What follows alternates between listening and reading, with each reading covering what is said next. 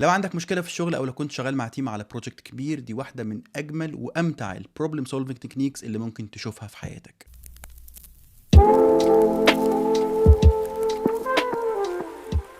السلام عليكم ورحمة الله وبركاته، ورمضان كريم، كل سنة وانتم طيبين. ادوارد دي بونو سنة 1986 عمل ذا 6 ثينكينج هاتس، ودي واحدة من أجمل التكنيكس اللي ممكن تستخدمها في البروبلم سولفينج أو حتى لو شغال مع تيم على بروجكت كبير عشان يطلع بصورة وبشكل أحسن. واحدة من أكبر المشاكل اللي بتواجهنا في الشغل إن دايما ما بيبقاش فيه ديفرنت برسبكتيف أو ما بيبقاش فيه وجهات نظر تانية، أو كلنا بنشتغل على دايركشن معين أو اتجاه معين اللي الشركة بتبقى عايزاه. أو النهارده لو عندي مشكلة بتبقى دماغي قافلة، أنا شايف صورة معينة. كل الحاجات دي بتتحل لو قدرنا نوسع السكوب شويه ونوسع السكيل ونوسع مجال تفكيرنا شويه ونبص على المشكله من اتجاهات مختلفه. نبص على المشكله من الناحيه دي، نبص على المشكله من الناحيه دي، نبص على المشكله مره بشكل اناليتيكال وتحليلي بدون مشاعر على الاطلاق، ونبص على المشكله مره بمشاعر بس ونشوف تاثير ده ايه على المشكله او ازاي البروجكت هيطلع بشكل يكون احسن. ادوارد دي بونو عمل ال6 ثينكينج هاتس اللي المفروض كل واحد في التيم بيبقى لابس طاقيه معينه او واخد دور معين بيتقمصه ديورنج البروجكت كله. اول هات فيهم هي الوايت هات او الطاقيه البيضاء، وده الشخص اللي بيبقى ايموشناليست، الشخص اللي هو بيبقى اناليتيكال،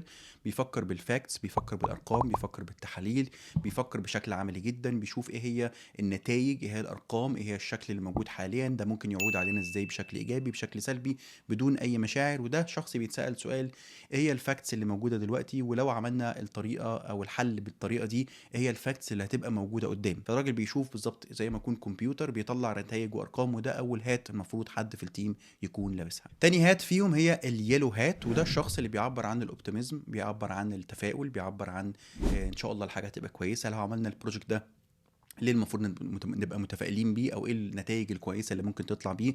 فالراجل ده بيديك الشكل الايجابي او الصوره الايجابيه من المشكله او الصوره الايجابيه من الحل للمشكله. تالت هات هي البلاك هات او الطاقيه السوداء، ومن اسمها طبعا بيعبر عن السواد اللي ممكن نبقى شايفينه في التيم. فده بيبقى الشخص اللي قاعد لابس الدور الاسود، لابس الكآبه، لابس المخاطر اللي ممكن نواجهها، لابس المشاكل اللي ممكن نواجهها، لابس ايه هو الحاجات العواقب اللي ممكن تحصل من الحل ده، ولو خدنا الطريق ده ايه الحاجات الوحشه او المش كويسه اللي ممكن نقابلها ونشوفها نتيجه القرار اللي احنا خدناه. رابع هات هي الريد هات، والريد هات ده الشخص اللي بيبقى بيعبر عن الانجر، بيعبر عن الايموشنز، بيعبر عن المشاعر.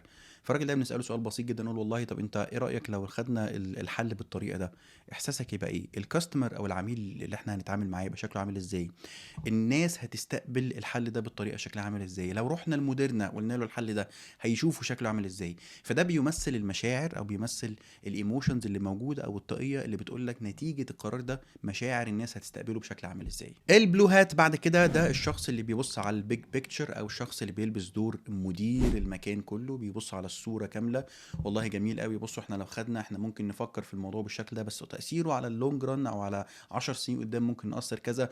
لو رحنا كلمنا مديرنا في الموضوع ده يعني ممكن يستقبله بطريقه كويسه، بس خلي بالك ان مديرنا ممكن يشوفه بالطريقه الفلانيه. فده الشخص اللي بيبص على الصوره الاشمل والاكبر من بس المشكله، لكن ايه كمان حوالين المشكله لازم ناخد بالنا منه. اخر هات هي الجرين هات، دي امتعهم واصعبهم، لازم يكون شخص كرييتيف، وده الشخص اللي بيعبر عن الكرييشن، بيعبر عن ايه الافكار اللي ممكن نطلع بيها، طب ايه الحاجات اللي ممكن نحطها، طب ايه النتائج اللي ممكن نطلع بيها بالصوره دي والصوره الثانيه والصوره الثالثه والصوره الرابعه. فده الشخص اللي بيفضل يدي افكار على الترابيزه، يفضل نقول الحلول دي شكلها عامل ازاي، بس ممكن ندخل فكره معينه، بس ممكن نعمل طريقه معينه للبروبلم سولفنج. فده الشخص لازم يكون كرييتيف، لازم يكون شخص عنده ابداع، ولازم يكون انوفيتيف عشان يعرف يطلع افكار كتير على الترابيزه. لو ما كنتش جربت السكس ثينكينج هاتس لازم تجربها، لان هي مش بس بتحل المشاكل، هي كمان حاجه ممتعه جدا وطريقه للشغل، الليرنينج باي فن. بتعمل مع التيم، بتشتغل مع التيم كلكم، واحد فيكم لابس هات معينه، فكل واحد بيطلع افكار معينه، بيدي صوره كامله بشكل مش طبيعيه. فلازم تستخدم السكس ثينكينج هاتس. وبس كده، رمضان كريم.